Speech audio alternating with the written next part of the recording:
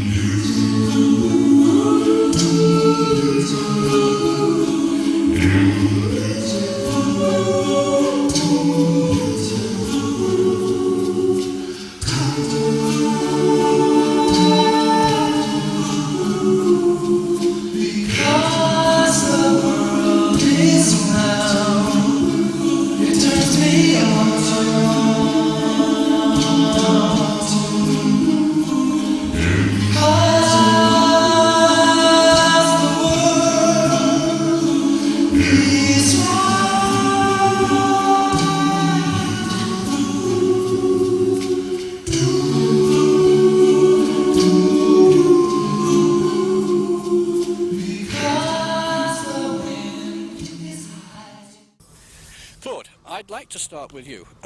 When the group was put together originally, doo-wop was very popular, but a cappella per se wasn't particularly popular. What made you go that particular route? There wasn't a piano around.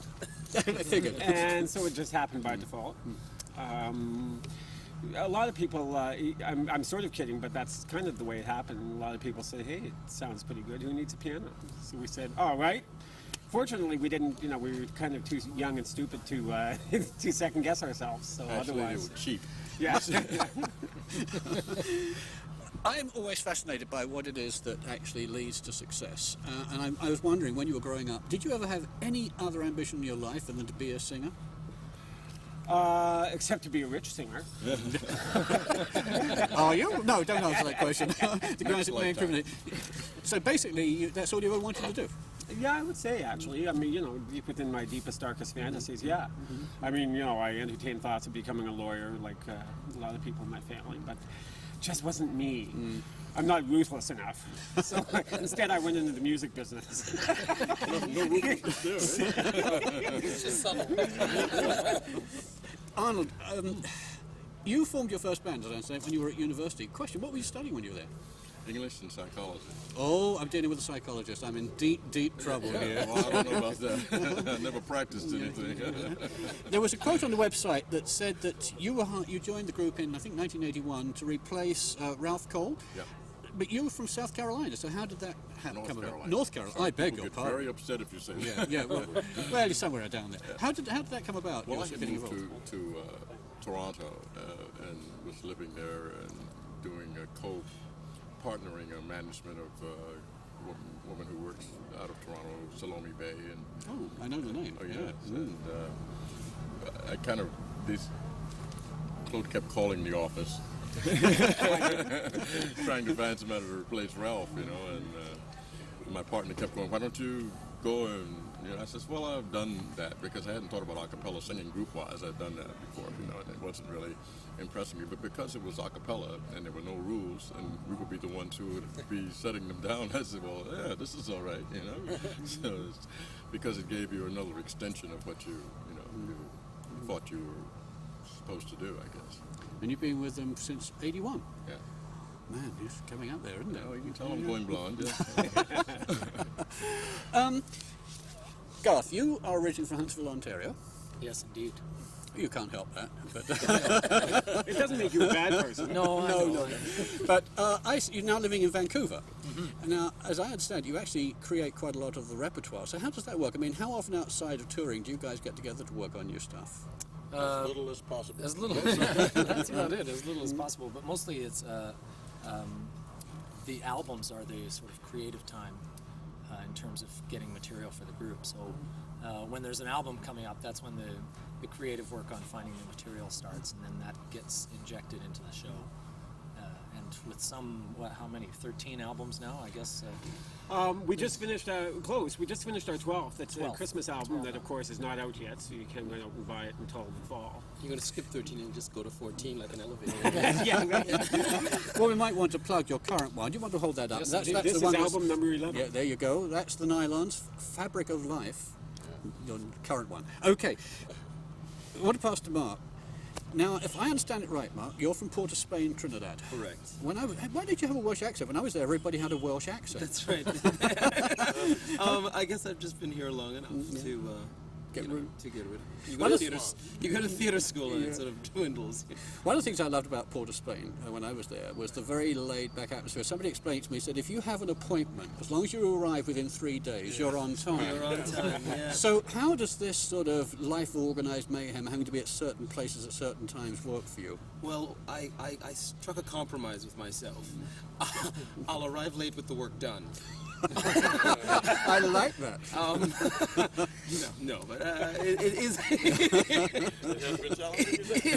It's challenging. It is very, very laid back. But I moved here when I was 17, so I went to high school here. I definitely got into what that fast pace of North America is all about. And Do you get back down there at all?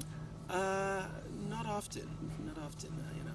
My mother still resides there for part of the year, but since she retired and loves to be a jet setter, she just loves, flies up to visit me. Well, I mean, when you look at the...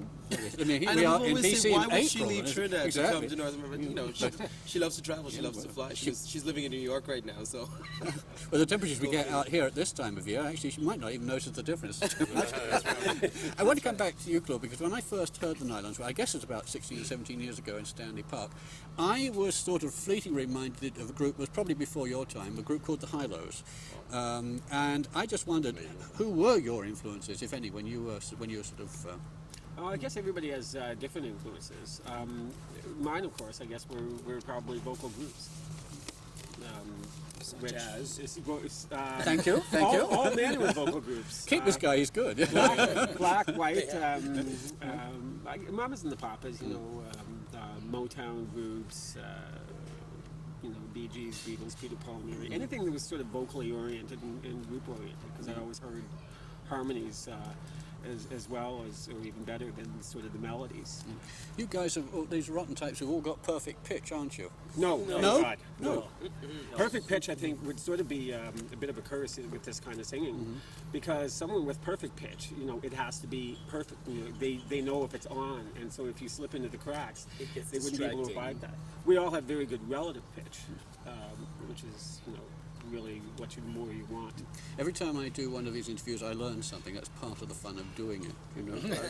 Relative pitch versus perfect pitch. Well, you see, perfect pitch, if a person goes to an orchestra and hears an orchestra and there's one instrument just a little out, then the whole thing becomes annoying to them rather than, I can enjoy this, So it's better not to have perfect pitch because you become real critical of everything.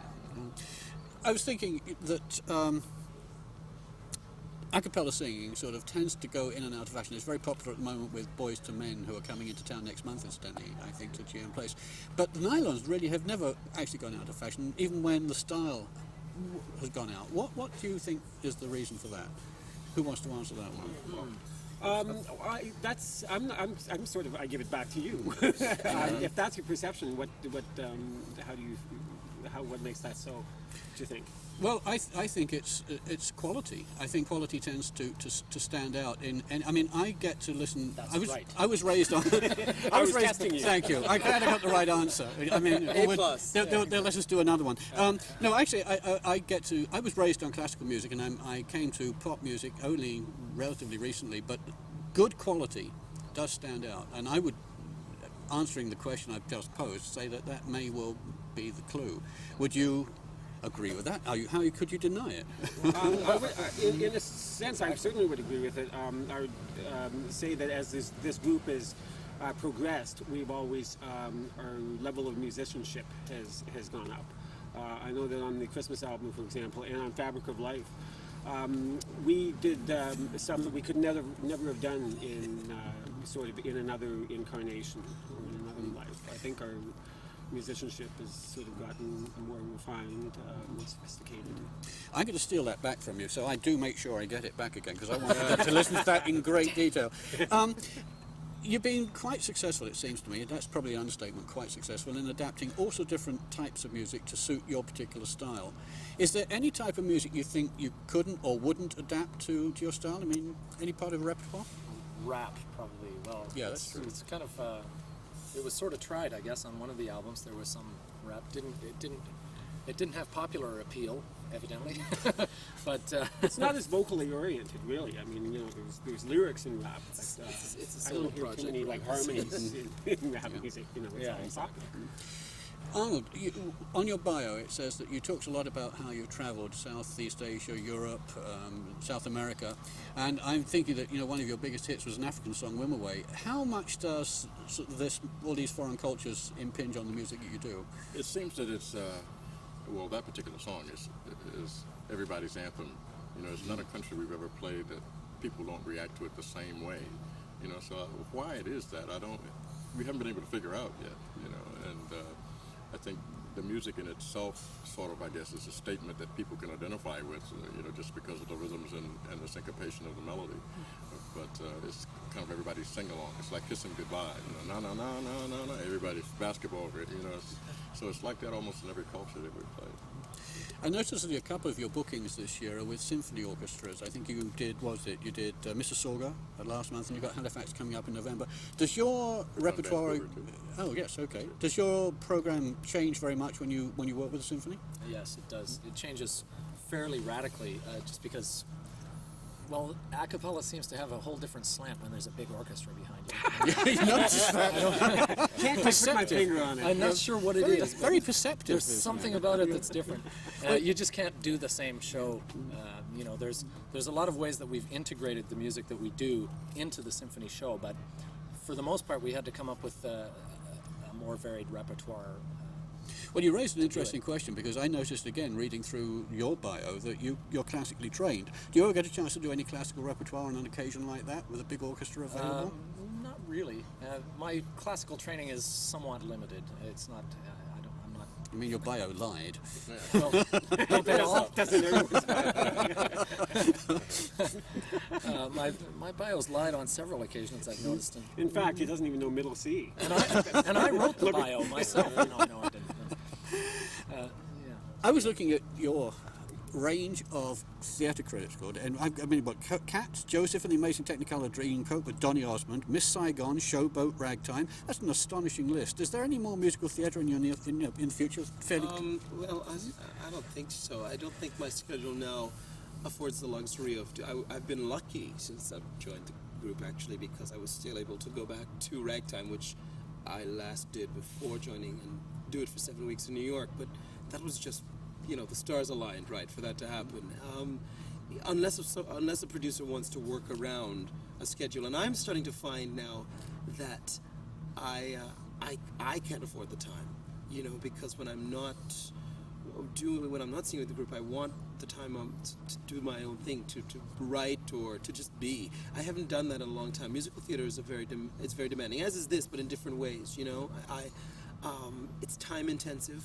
8 shows a week, only 1 day off. It's one of the things that I wanted to walk away from when I said, you know what, I need to do something else now. And so I don't know. I mean, somewhere in the future, I don't think I plan to give it up completely. If an opportunity comes down the line that fits right, that's maybe short term, I have the time off, and it's a project that I love, I'll do it. But I'm not seeking it out. Okay. I am. Change it. He wants to be the new ingenue. Changing the mood slightly. The death of Mark Connors in 1991 must have sort of, to you, seemed like the end of an era. What would you say was his legacy to the group as it stands presently?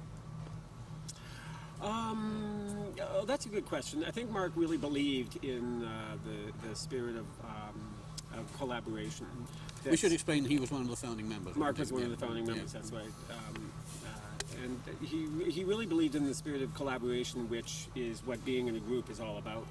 You know, there's being in a group, I don't think, is for everybody. You know, because I guess there's a lot of compromise involved, and you take ideas from everybody. If someone's what I call a do-it-yourselfer, they want their vision and their vision only, and in that case, I think they would probably find it pretty hard to work within the confines of a group, because as I say, there's other opinions and tastes and that to be considered. But on the other hand, that is the strength of it.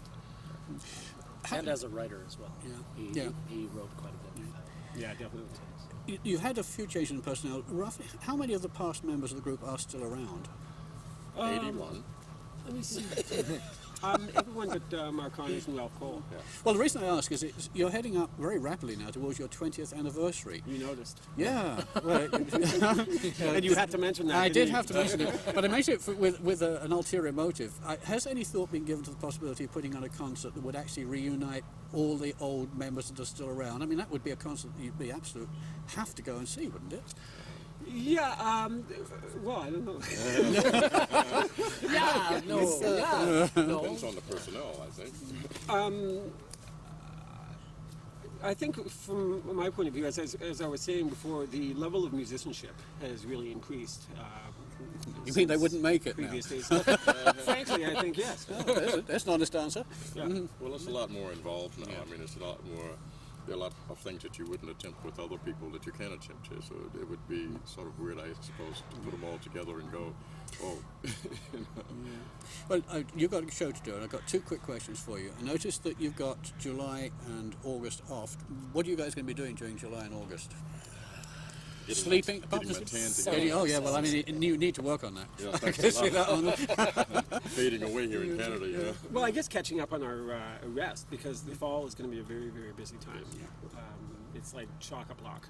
And so, I think we need to catch our breath in the summer because, we won't have another chance until after Christmas. And in August, we're supposed to do probably Indonesia, Malaysia, Philippines, Singapore. Nothing too heavy Australia, then. Nothing too far away. Okay, last question, because you really must get on and get ready for tonight's show. 2 decades almost under your belt. Where now? We're now, well, Shooting for 3 decades. here we We are got a in master's mission. and a PhD, you see. Yes. More of the same pile higher and deeper. Well, I can't add to that. No, I think on that note, we should say thanks very much for spending the time with us, and have a great show tonight. Thank Okay. you. Enjoyed it.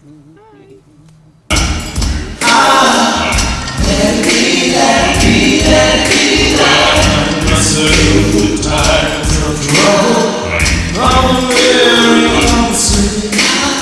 Speaking words of